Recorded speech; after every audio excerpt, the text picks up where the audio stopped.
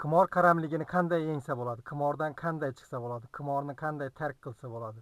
Bugun o'z tajribamni qanday qilib men qimordan chiqqanligim, nimalar qilganligim to'g'risida gaplashamiz. Assalomu alaykum aziz do'stlar.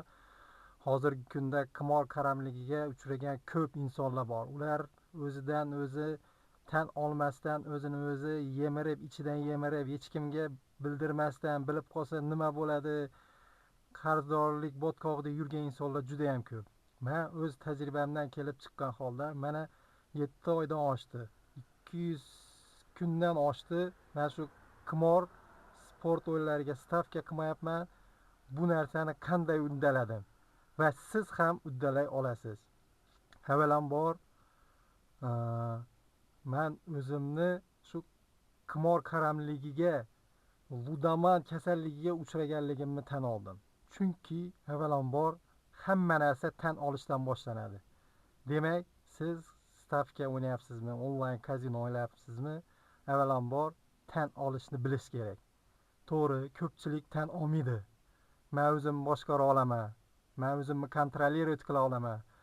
Men bitta stavka qilaman, o'zim boshqarib, har kuni o'ynamayman, yutib yuraman degan xayolda bo'lib turib, o'zi bilmagan holda qimor qaramligiga, qimor tuzog'iga uchrab, o'zini pulini ham yutkazadi, yon atrofdagilarni ham pulini yutkazadi va vaholanki kredit qarzdorlik botqog'iga ham uchrashadi.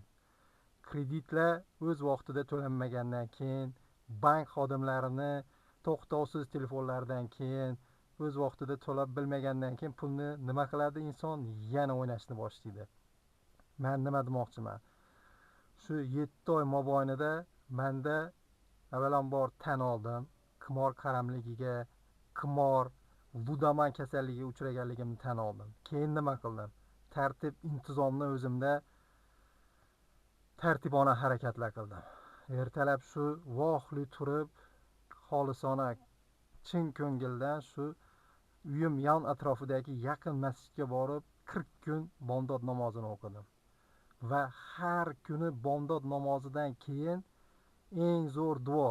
Bu duoni men ko'p eshitganman, YouTube kanallaridan, hamma joydan eshitganman.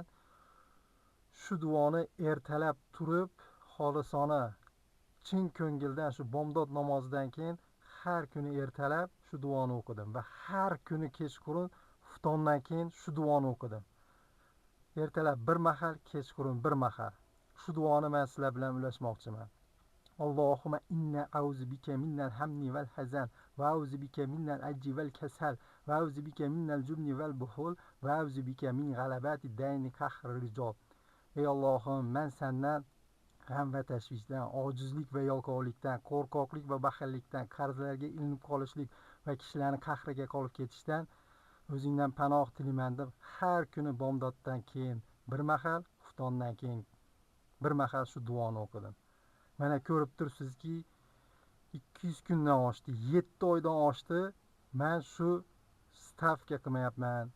Xayolimdagi, ong ostimdagi ani eski illyuziyalardan xolis bo'ldim. Kechqurunlari uyqusizlik halovatlari bo'lardi. Hozir mana bemalol uyquga to'yib 3 soat, 4 soat uxlasam ham maza qilib uxlayman. Chunki oldinlari faqat shu boshimdagi, xayolimdagi qarz, ertaga qarzni qanday to'layman, kreditlarchi bankdan qanday to'layman deb qo'rquv ostida, uyimdagilar bilsa nima bo'ladi, qo'rquv ostida. Xo'p, shu narsalarning hammasini bittada stavka qilib yutaman, kredit olaman, qarz olaman deb kredit botqog'iga kirganman. Mana shu qarzlarimdan qutulaman deb yana o'ynab, o'zimni o'zim aldab shu paytgacha yurganmanda, mana oxir oqibat qarzdorlik botqog'i muammolarga duch kelganman.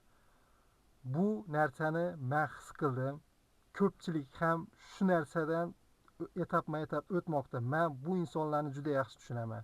Chunki kimnidir dardiga tushmagan inson shu insonni dardini tushunmaydi deganni, men shu qimor qaramligida yurgan insonlarning hammasini, barchasini tushunaman. Chunki men shu yo'ldan o'tdim. Men bu yo'lni, qimor qaramligini yengdim. Stavka qilmayapman, 7 oy bo'ldi. Bu narsani men uddaladim. Siz ham uddalay olasiz. Demak, do'stlar, avvalambor birinchi navbatda siz shu qimor qaramligiga duchor bo'lganligingiz, kasalligingiz, ludomaniya kasalligiga uchraganligingiz, kazino, stavka o'ynayapmisiz, barcha turdagi qimorga oid sportlarni o'ynayotgan bo'lsangiz, bu kasallik hisoblanadi. Bu narsani tan olish kerak. Vaqtida tan olib, xulosa qilib, o'z hayotingni asra, hayotingni qutqar. Qimor tuzog'i bu juda yomon illatlarga olib keladi. Inson qarzdorlik botqog'i emas, umrini yo'qotib yuboradi. Yon atrofdagilar insonlarning munosabatini yo'qotadi. Oilasidan ajralib qoladi. O'z vaqtida xulosa chiqar, hayotingni qutqar. Video yoqqan bo'lsa like bos. Qimor qaramligida insonlarga bu videoni ulashib qo'ying va ularning yaqin insonlarga ham ulashib qo'ying. Har bir yordam qo'li bu qimor qaramligidan bitta insonni bo'lsa ham qutqarsa, shu videomiz manfaatli bo'lar edi. O'z kommentariyalaringizni, fikrlaringizni qoldiring.